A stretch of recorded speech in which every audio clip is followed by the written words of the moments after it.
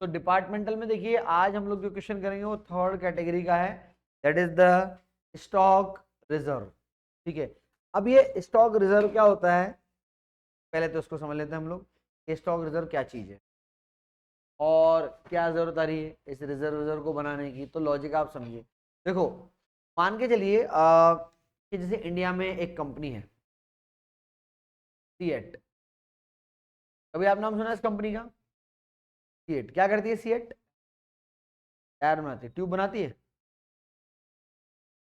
Tyre भी बनाती है और ट्यूब भी बनाती है।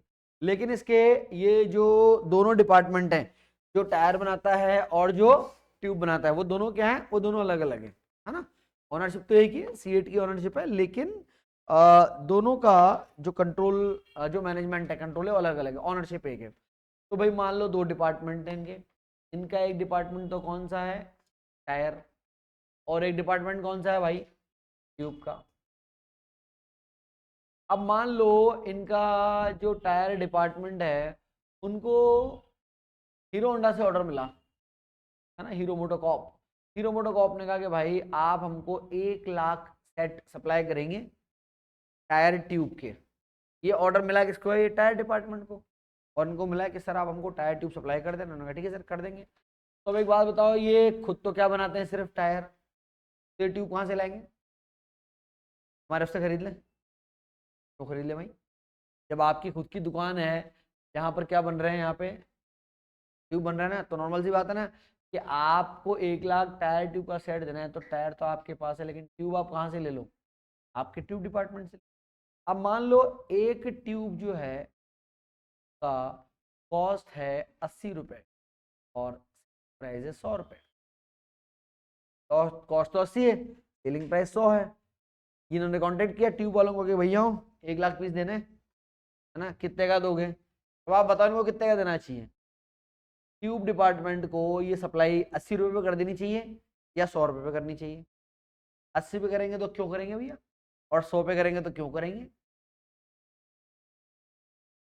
की कंपनी है। देखो, अगर आप ये बोलोगे सर 80 पे करेंगे, खुद की कंपनी है, तो इसका मतलब तो ये हुआ कि जितना, अच्छा वैसे भी एक प्रैक्टिकल चीज समझो, ये ट्यूब डिपार्टमेंट की बाहर ट्यूब इतनी थोड़ी ना बिकती होगी। डिपार्टमेंट बना बना के देता किसको होगा? वैसे भी तो टायर को देता होगा नॉर्मल, तो बाहर तो चलो बिकेगी, वो बिकेगी सही। तो अगर आप कॉस्ट पे ट्रांसफर करोगे तो कहीं ना कहीं ये डिपार्टमेंट आपको एक, या तो लो प्रॉफिट में ही नजर आएगा। जब आप माल तो कॉस्ट पे दे रहे हो सामने, तो फिर ये डिपार्टमेंट चलाने का खर्चा कहाँ से निकलेगा? या ये डिपार्टमेंट की एक्चुअल एफिशिएंसी कैसे निकलेगी? यार ये एक्चुअली बढ़िया काम कर रहा है कि नहीं कर रहा है? अगर आपने कॉस्ट पे माल यहाँ से वहां से रखवा दिया तो किस पे करें? सेलिंग पे करें? सेलिंग पे तो गलत हो जाएगा। क्यों? क्योंकि अगर आपने 20 रुपए कमा लिया, तो भैया दोनों का माई बाप तो एक ही है ना। क्या करें? कॉस्ट पे दे रहे हैं तो भी दिक्कत है, सेलिंग पे दे रहे हैं तो भी दिक्कत है, लेकिन सेलिंग प्राइस पे देना इज मच मोर बेटर। क्योंकि उससे क्या है, एक कॉम्पिटिटिवनेस बनी रहेगी। देखो, भाग्य से टायर और ट्यूब दोनों का मालिक एक ही है। मान लो सीट के पास अगर सिर्फ टायर ही होता, तो ट्यूब तो उसको बाहर से मंगानी पड़ती ना, बाहर से खरीदनी पड़ती, तो मार्केट प्राइस में मिलती ना। तो अगर आप अपनी दुकान से भी खरीद रहे हो तो कितने में खरीदनी चाहिए आपको? मार्केट प्राइस में खरीदनी चाहिए। तो आप लॉजिक समझिए, गुड्स जब ट्यूब से कहाँ जाएगा? टायर में जाएगा। और आपने किसको यूज कर लिया? सेलिंग प्राइस यूज कर लिया। इसका मतलब आपने कहीं ना कहीं ऐसा प्रॉफिट कमा लिया जो लॉजिकल नहीं है, लॉजिकल है, गलत है। आपने ऐसा प्रॉफिट कमा लिया। देखो, अगर ये प्रॉफिट सही होता तो फिर मैं एक काम करूँ, एक दुकान यहाँ खोल लूँ और एक श्रीनाथ में खोल लेता हूँ। रोज 1 लाख का माल उस वाली दुकान को 1.5 लाख का बेच देता हूँ और खुश हो जाता हूँ कि रोज 50,000 कमाई हो रही है मेरे को। यहाँ से 1 लाख का माल कहाँ जा रहा है? प्रॉफिट तब होता है भाई जब प्रॉफिट लेने वाला और देने वाला दोनों अलग अलग पार्टी हो। अगर प्रॉफिट लेने वाला और प्रॉफिट देने वाला दोनों ही अगर एक पार्टी है, तो मजा कहाँ आया? मजा तब आएगा ना जब आप दूसरे से कमाओगे। ठीक है, तो आप लॉजिक यहाँ समझिए कि जब आप यहाँ प्रॉफिट जनरेट कर रहे हैं तो ये प्रॉफिट लॉजिकल नहीं है, इसलिए इस प्रॉफिट को कैंसिल करना पड़ेगा। कहाँ कहाँ से कैंसिल करना पड़ेगा? सिंपल, एक तो इस प्रॉफिट को कैंसिल करेंगे कहाँ से? ओपनिंग स्टॉक से। और इस प्रॉफिट को आप कहाँ से कैंसिल करेंगे? क्लोजिंग। इस प्रॉफिट का एक नाम तो है स्टॉक रिजर्व, है ना, या फिर इसको आप बोल सकते हैं प्रोविजन फॉर अनरियलाइज प्रॉफिट। क्या बोलते हैं? प्रोविजन फॉर अनरियलाइज प्रॉफिट ना। वैसे अब आपके क्या एक चैप्टर हट गया, पहले चलता था कंसाइनमेंट, एक चैप्टर चलता था सीए फाउंडेशन, वो हट गया, पहले उसमें सिखाते थे बच्चों को, पर अभी ऐसा नहीं। तो क्या करना है अपने को, सिंपल, एक डिपार्टमेंट से दूसरे डिपार्टमेंट माल अगर जा रहा है और किस पे जा रहा है, सेलिंग प्राइस पे जा रहा है, तो हमें सिर्फ ओपनिंग स्टॉक और क्लोजिंग स्टॉक दोनों में से क्या माइनस करना है, स्टॉक रिजर्व माइनस करना है, दैट्स ऑल, खत्म कहानी। अब बात आती है स्टॉक रिजर्व की कैलकुलेशन कैसे होगी, वो मैं भी आपको सिखा दूंगा, ठीक है। चलिए तो पहले तो लिखें, इसमें टॉपिक लिखें आज का, calculation of stock reserve, calculation of stock reserve oblique provision for unrealised profit, provision for unrealised profit, unrealised profit, ठीक। इसमें आप लिखें when goods transfer, when goods transfer from one department, goods transfer from one department to other department, one department to other department at market price, at market price, in that condition, in that condition, that condition we will calculate, in that condition we will calculate stock reserve, calculate stock reserve in opening stock, will calculate stock reserve in opening stock and closing stock, stock reserve in opening stock and closing stock in the following two, the following two.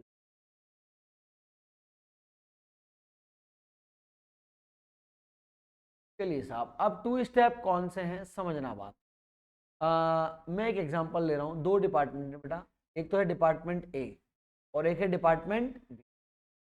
हमारा example जो है वो कुछ इस तरीके का है, हम बोल रहे हैं कि गुड्स जो है डिपार्टमेंट ए से कहाँ जाता है, डिपार्टमेंट बी में जाता है, यानी कि डिपार्टमेंट ए तो सेलिंग डिपार्टमेंट है बेटा, जो माल को बेच रहा है, और डिपार्टमेंट बी कौन सा है, डिपार्टमेंट बी है आपका, ठीक है, दो डिपार्टमेंट है ना। अब हमको एग्जांपल समझना है कि स्टॉक रिजर्व कैसे बनाते हैं। चलिए मैं आपको पहले समझा देता हूँ, उसके बाद आप कॉपी करना। मैं आपको सिखाता हूँ पहले कि स्टॉक रिजर्व कैसे बनाया जाता है। अगर मैं स्टॉक रिजर्व क्लोजिंग, मैंने आपको लिखा है in the following step, step क्या क्या है देखो। स्टेप नंबर 1, स्टेप नंबर 1 में आपको क्या लेना है बेटा, ध्यान से देखिएगा। स्टेप नंबर 1 में आप लेंगे closing stock of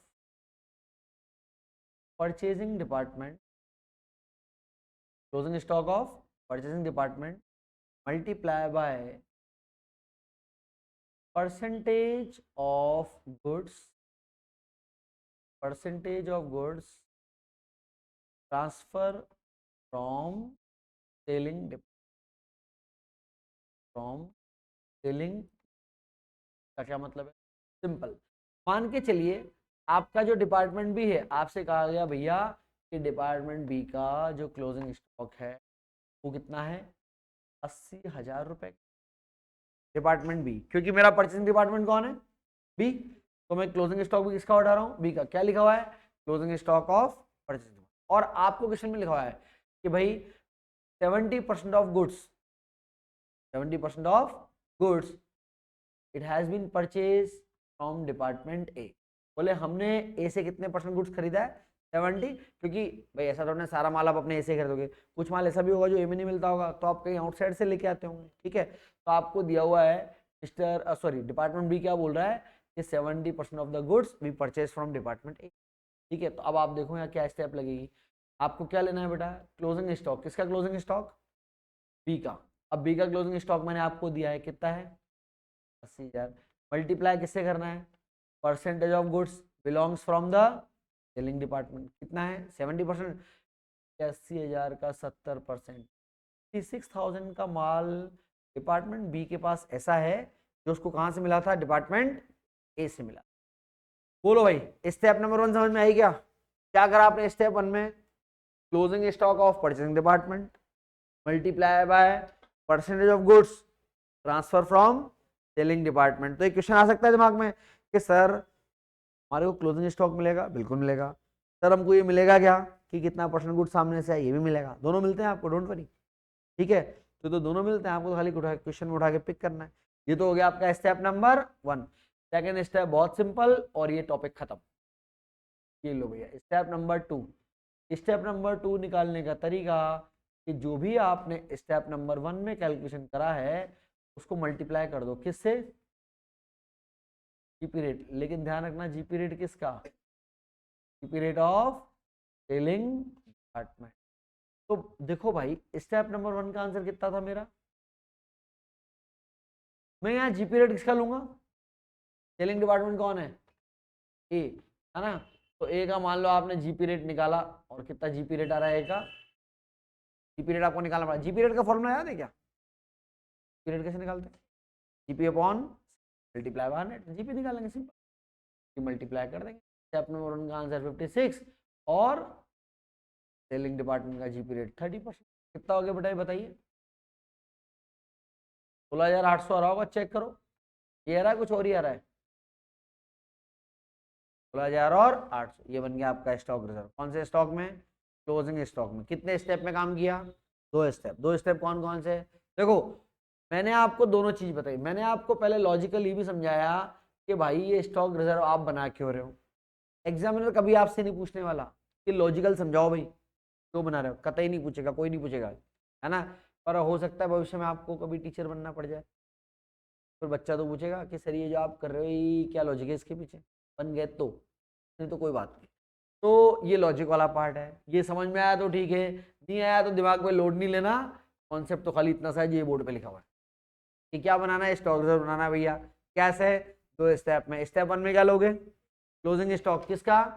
purchasing department का। मल्टीप्लाई किसे करना है? Percentage of goods belongs from other department. Step 1। और स्टेप 2 में क्या करोगे कि सर स्टेप 1 का answer multiply by GP rate of selling department. ये कहानी खत्म हो गई, फिनिश। बोलो भाई समझ में आई बात? कॉपी करो इसको फटाफट, कॉपी कर लें इसको जल्दी से। और फिर आपको बताएंगे कि क्लोजिंग स्टॉक में अगर ऐसे निकालते हैं तो ओपनिंग में कैसे निकाला जाता है।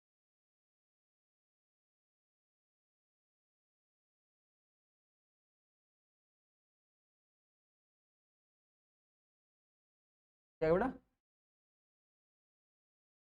Percentage of goods transfer from selling department. Percentage of goods transfer from selling department.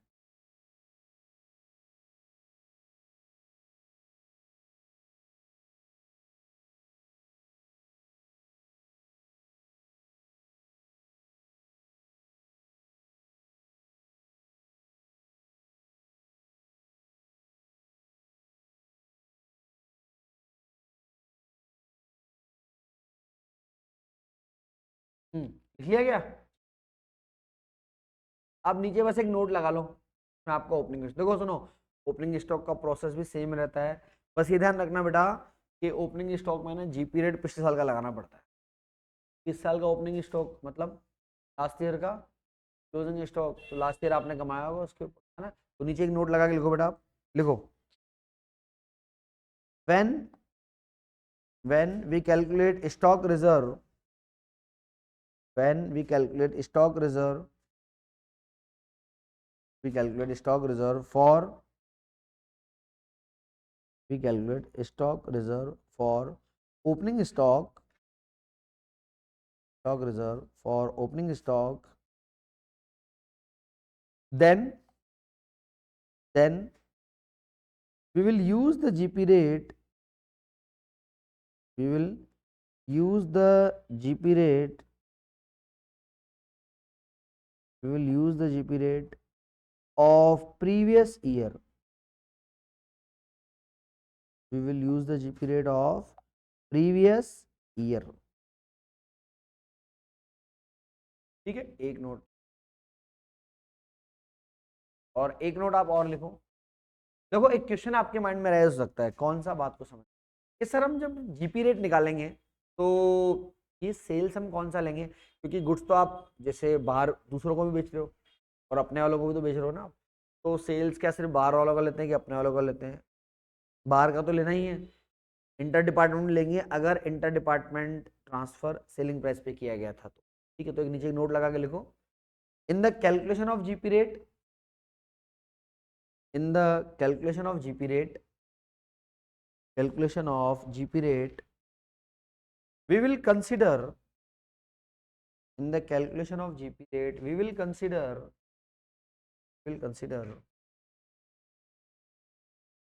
inter department transfer, we will consider inter department transfer, inter department transfer, if inter department transfer, if inter department transfer was done, inter department transfer was done on selling। ठीक है, चलो भाई, अब है ना ये पूरा तामझाम समझने के लिए क्वेश्चन आपको करा देते हैं। आ जाओ इस क्वेश्चन के अंदर, आप आ जाओ, क्वेश्चन नंबर 6 निकालें बेटा। देखिए क्वेश्चन नंबर 6, क्वेश्चन नंबर 6 में क्या लिखा हुआ है, a firm had two department, cloth department and readymade cloth, दो है, एक कपड़े का और एक रेडीमेड का। The readymade cloth are made by the firm itself out of the cloth supply by the cloth department. Underline करना इसको, किसको, इसको, एट यूजुअल सेलिंग। बुक में बताऊं कौन सा क्वेश्चन है आपकी, कर दो, थर्ड वाला है, थर्ड वाला है भाई, ठीक है। तो दो डिपार्टमेंट है भाई, देखना कौन कौन से, एक तो है क्लॉथ और एक कौन सा है, रेडीमेड। ये क्लॉथ वाले कपड़ा देते हैं, किसको देते हैं, रेडीमेड वाले को देते हैं, लेकिन कौन सी प्राइस पे देते हैं भाई, सेलिंग प्राइस पे देते हैं, ध्यान रखना। ठीक है, चलो अब आगे देखते हैं, आगे क्वेश्चन में क्या लिखा हुआ है।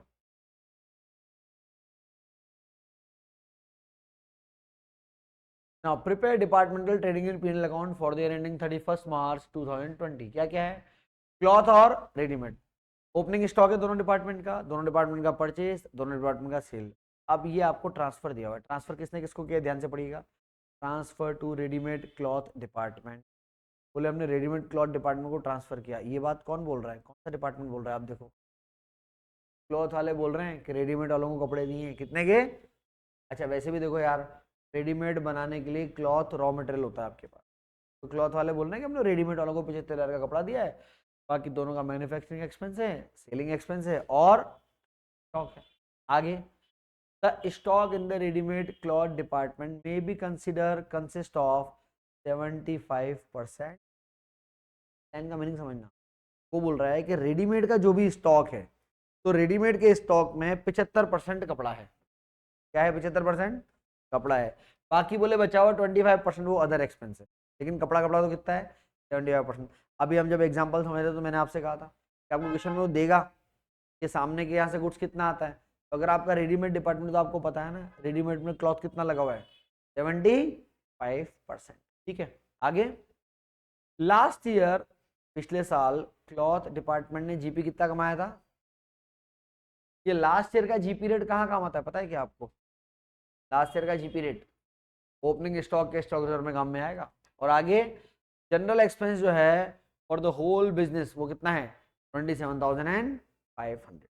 ठीक है, ये इंफॉर्मेशन दे रखी है, क्वेश्चन करना करते हैं स्टार्ट। चलो भैया, जो नॉर्मल हमारा काम है वो तो कर लें पहले। नॉर्मल काम क्या है भाई, कितने डिपार्टमेंट है आपके, तो कौन कौन से, क्लॉथ और रेडीमेड। फटाक से अपनी कॉपी में फॉर्मेट बनाओ और दी गई इंफॉर्मेशन जितनी लिख सकते हो उतनी तो लिखो, बाकी तो घर में लिखा ही दूंगा।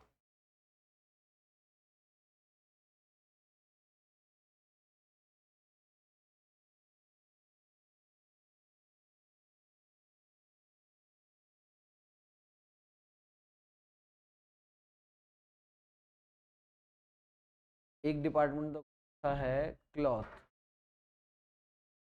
डिपार्टमेंट कौन सा है आपका?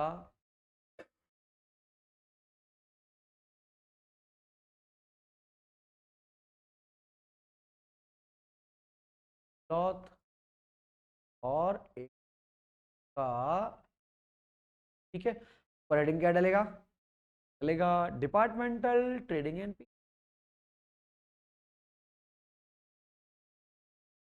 डिपार्टमेंटल ट्रेडिंग कैंडल for the year ended, for the year ended, ठीक है। ईयर आप अपने क्या लिखा हो, 31 मार्च 20। एक एक करके लिखते हैं, क्या क्या इन्फॉर्मेशन दी हुई बेटा चेक करो। सबसे पहले क्या नजर आ रहा है आपको? ओपनिंग स्टॉक कितना कितना है? 75,000 और 12,500, ये आपका टू ओपनिंग स्टॉक कितना कितना? 75,000 और 12,500, ठीक है, तो हो गया ओपनिंग स्टॉक। के बाद परचेज 5 लाख और 3750 कर लिख दें। परचेज 5 लाख और 375। चलो भाई, परचेज के बाद क्या लिखा हुआ बेटा आगे? सेल्स 5.5 और 1 12 500, तो बाय 5.5 लाख और कितना? 1,12,000 और फिर क्या दिया हुआ है? Transfer to readymade cloth. अब देखो ये 75,000 कैसे रिकॉर्ड होगा, बात को समझना। अरे भैया गुड्स कहाँ से कहाँ जा रहा है बताओ? क्लॉथ से रेडीमेड के लिए। इसको रिकॉर्ड करने का तरीका समझो, बहुत आसान है। दोनों तरफ क्या लिख लो? इधर तो लिख लो बाय ट्रांसफर, और उधर क्या लिख लो? ट्रांसफर। अब भैया जिस डिपार्टमेंट के लिए परचेज है उसके लिए तो डेबिट साइड में लिखो, और जिसके लिए सेल है तो गुड्स कहाँ से कहाँ जा रहा है बताओ? तो क्लॉथ के लिए क्या है ये? सेल। तो क्लॉथ के लिए सेल है, तो क्लॉथ के लिए तो मैं लिखूंगा यहाँ पे कितना है। लेकिन बेटा ये रेडीमेड के लिए क्या है? परचेज। तो रेडीमेड के लिए परचेज है, तो रेडीमेड के लिए कहाँ लिखूंगा मैं? यहाँ पर। बोलो भाई, ये ट्रांसफर रिकॉर्ड करना आ गया अपने को? टू ट्रांसफर और बाय ट्रांसफर। फिर आगे मैन्युफैक्चरिंग एक्सपेंस, डायरेक्ट एक्सपेंस है कितने का? 15,000 का। आपका टू मैन्युफैक्चरिंग एक्सपेंस कितने का? 15,000 का। आपका मैन्युफैक्चरिंग एक्सपेंस 15,000। फिर आगे सेलिंग एक्सपेंस पीएनएल में आ जाएगा, भी ले लेंगे पीएनएल बनाएंगे। तो क्लोजिंग स्टॉक कितना कितना है? 50,000 और 15,000। क्लोजिंग स्टॉक कहाँ लिखोगे भैया आप? क्लोजिंग स्टॉक लिख लो भैया आपका बाय क्लोजिंग स्टॉक। कितना कितना देखा अपन ने? बोलो। 50,000 और 15,000, ये 50,000 और 15,000। बोलो भैया, ये ट्रेडिंग अकाउंट मैंने बना दिया। यहाँ तक क्या समस्या है अपने को? ये क्लियर है अपने को? तो आप फटाफट एक काम करो, दोनों डिपार्टमेंट का मेरे को जीपी निकाल के बताओ कितना आ रहा है।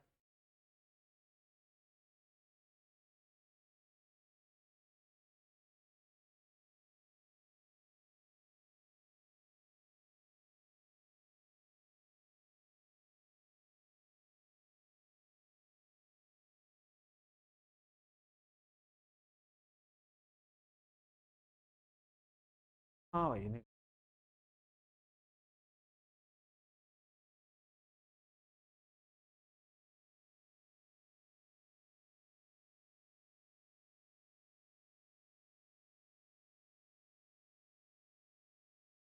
चलो जी बताओ, इधर आएगा आपका टू जीपीसीडी। तो उधर क्रेडिट का टोटल कितना आ रहा है? ये टोटल बताओ। 6,70,000।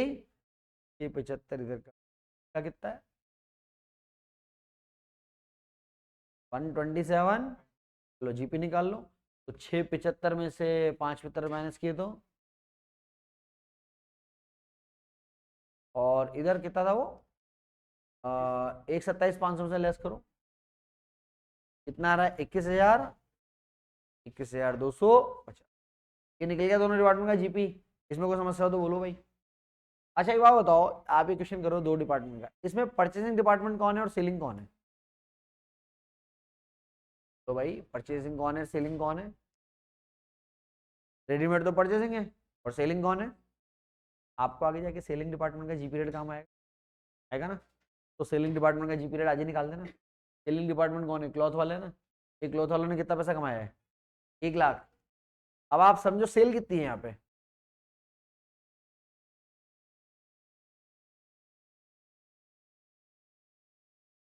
ये माल तो आपने किसको बेचा? आउटसाइडर को, इसमें भी कमाया। ये माल आपने अपने डिपार्टमेंट को बेचा, लेकिन वहां नीचे एक लाइन लिखी हुई थी कि आप तो सेलिंग प्राइस पे बेच रहे हो, तो आपने इसमें भी तो कमाया ना। तो 5.5 और 75, क्या टोटल सेल 6.25 लाख की नहीं होगी क्या? आपको जो आखिरी नोट जो आपने लिखना खत्म किया होगा वहां पर, वहां देखो आपने ये लिखा होगा, the calculation of GP rate we will include the inter department sale if the inter department sale are made on selling price. मिला ऐसा नोट? चलो ये जीपी रेट का फॉर्मूला उससे निकालेंगे। जीपी रेट, जीपी रेट तो जीपी अपॉन सेल। बेटा GP कितना है? 1 लाख रुपए का है ना, तो जीपी 1 लाख का है, और सेल कितना था? 625। तो 1 lakh divide by 625 multiply by 100। हाँ जी बताइए कितना आ रहा है?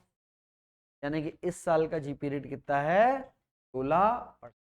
सीधे बैठो। चलो ये 16% हो गया। अब ये तो ट्रेडिंग बना लिया, पीएनएल बनाते हैं फटाफट से। Bye GP. अरे कितना कितना जीपी कमाया भाई आपने? 1 लाख। और इधर तो कमाया 1 लाख, और इधर कितना? तो उधर क्वेश्चन में देखना पीएनएल के आइटम में क्या, पीएनएल के आइटम में है एक तो आपके पास सेलिंग एक्सपेंस, बताओ कितना कितना है? 5,000 और 400। और अगर आप क्वेश्चन की सबसे लास्ट लाइन पर जनरल एक्सपेंस नजर आ रहा होगा आपको, कितना आ रहा है जनरल एक्सपेंस नजर? 27,500। एक नोट आप लिखें, देखो देखो, जनरल एक्सपेंस के लिए नोट आप लिखें बेटा। In the absence of information, in the absence of information, absence of information, general expenses will be divided, general expenses will be divided in the sales ratio, in the sales ratio। ठीक है, bracket में लिखना outsider cell, outsider. देखो बेटा, अरे cell कितनी कितनी है? 5.5 लाख और 1,12,500 है ना, रेशो बनाओ इसका। 5.5 लाख और 1,12,000 और 500, तो मेरे ख्याल से डबल जीरो कट जाएगी। फिर आप दोनों को काटो 25 के टेबल से, कितना कितना आ रहा है? 25 के टेबल से इसको काटना कितना आ रहा है? 220। 25 के टेबल से, और उसको काटो 25 के टेबल से तो 40, और 5 के टेबल से कट जाएगा। रेशो बन जाएगा 22:, बन गया 44 बनेगा क्या? 44:, बन गया रेशो। तो डिवाइड करते हैं, 44:9, तो 44 अपॉन कितना? 53 हो गया। ये कितना है वो सेलिंग एक्सपेंस देखना, 27,500। हाँ जी बताइए कितना है?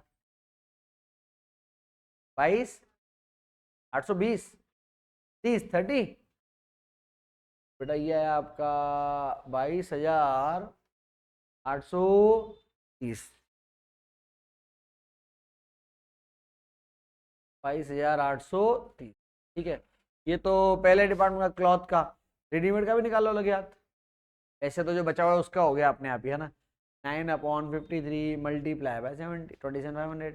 हाँ बोलो बेटा कितना? How much? 46,70। बोलो भाई, ये डिवाइड करना आ गया, ये बन गया पीएनएल। 80% तो खत्म ही हो गया। 22,830, तो 22,830 और 46। बस लो निकालो जी, नेट प्रॉफिट कितना कितना आ रहा है दोनों डिपार्टमेंट का? हाँ जी बताओ कितना आ रहा है नेट प्रॉफिट? 72,170। और उधर हाँ खराब है क्या? 21,250, 15,000 बोल रहे हो आप? हाँ 15,080।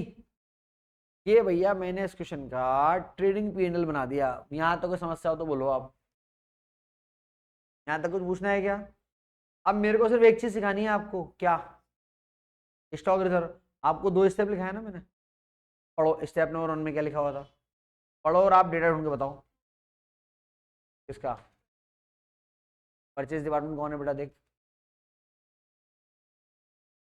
क्लोजिंग स्टॉक कितना नजर आ रहा है? यही है ना परचेज क्लॉथ का क्लोजिंग स्टॉक कितना है? यार यही है।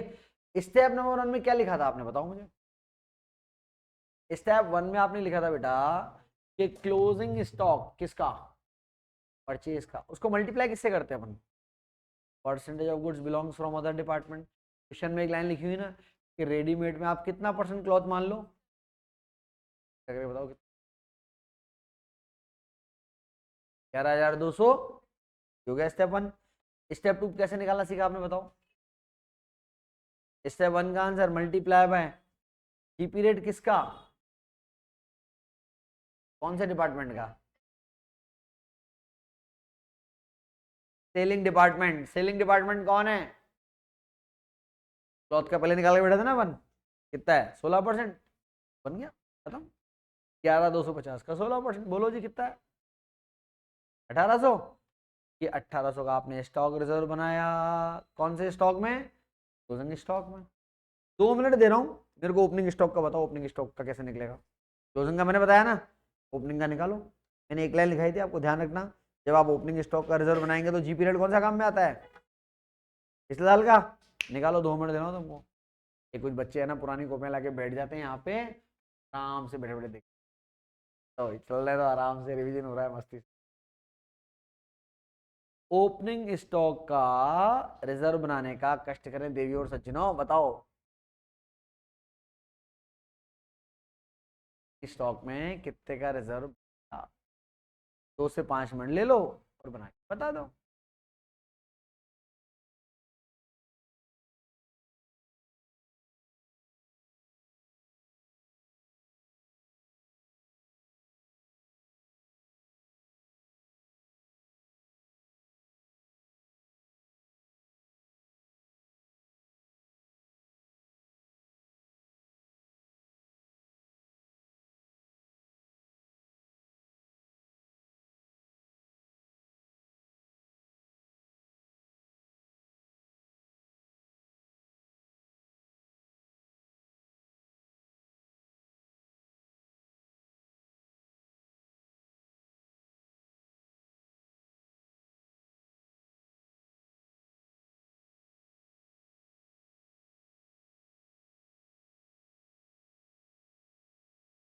स्टॉक रिजर्व बन जाए तो मुझे एक सूचना भिजवा देना। तुम ये फर्जी बात नहीं, पुरानी कॉपी में देख के हो गया कराया, कराया तो फिर ठीक। तो क्या इसीलिए बस बचे हुए क्वेश्चन का फॉर्मेट लिख रहा हूँ यहाँ पे। हाँ जी, ओपनिंग स्टॉक बनाया क्या? कितना बना स्टॉक रिजर्व? हम्म। भाई पुराने घिसे पिटे 2 स्टेप। स्टेप 1 में क्या लोगे, बोलो।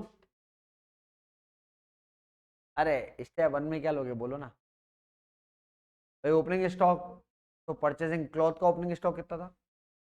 12,500। मल्टीप्लाई किससे करोगे? भाई percentage of goods belongs from, कर दिया ना गड़बड़ परसेंट। रेडीमेड का तुमने किसका बताया मेरे को? सही तो है फिर। अच्छा नहीं नहीं नहीं, क्लॉथ हो सकता है गलती से निकल गया, बाकी जो आपका परचेसिंग डिपार्टमेंट था उसी का लेते हैं। 12,500 multiply by percentage of goods belongs from other department कितना? 93। अब ये 9375, ये तो स्टेप 1 का आंसर हुआ भैया। स्टेप 2 का आंसर क्या रहेगा? 9375। इसको मल्टीप्लाई किससे करोगे आप? जी पीरियड से। जी पीरियड कितना परसेंट? 15%। 9375 का 15% कितना? 140 ये स्टॉक रिजर्व बनाया अपन ने। बोलो भाई इसमें कोई समस्या चल रही हो जीवन में तो। अब बात को समझो। आपने 12th में बनाया था ट्रेडिंग पीएनएल। ट्रेडिंग पीएनएल के बाद पीएनएल अप्रोप्रिएशन बनता है। बनता है ना। ऐसे यहाँ पर बनता है जनरल P&L। ये जनरल P&L कहाँ से स्टार्ट होता है, देखो वो वाला P&L से आपने जो प्रॉफिट कमाया था ना, टू नेट प्रॉफिट था, वो यहाँ आ जाएगा इसमें बाय नेट प्रॉफिट, क्लॉथ और रेडीमेड का। बस अब इसमें क्या दिखाना है, जो क्लोजिंग स्टॉक का रिजर्व है वो डेबिट साइड में, और जो ओपनिंग का है वो क्रेडिट साइड में। क्लोजिंग स्टॉक में रिजर्व कितना बनाया था आपने, शायद 1800 रुपए का, बोलो। और ये इसमें कितने का बनाया, 0.25। बस ये क्वेश्चन खत्म। बताओ जी नेट प्रॉफिट कितना है आपका, finally that is the amount of net profit. बताओ कितना आ रहा है, 8685 दैट्स ऑल। ये क्वेश्चन हो गया आपका 100% खत्म। ये 16 नंबर में आ सकता है एग्जाम में, पहले भी आया हुआ है आपके एग्जाम में। अब क्या कॉपी भी करना है ये, या फोटो शोटो खींचने इसके भी करना है ना। एक मिनट, रिकॉर्डिंग बंद कर दूं मैं, तो फालतू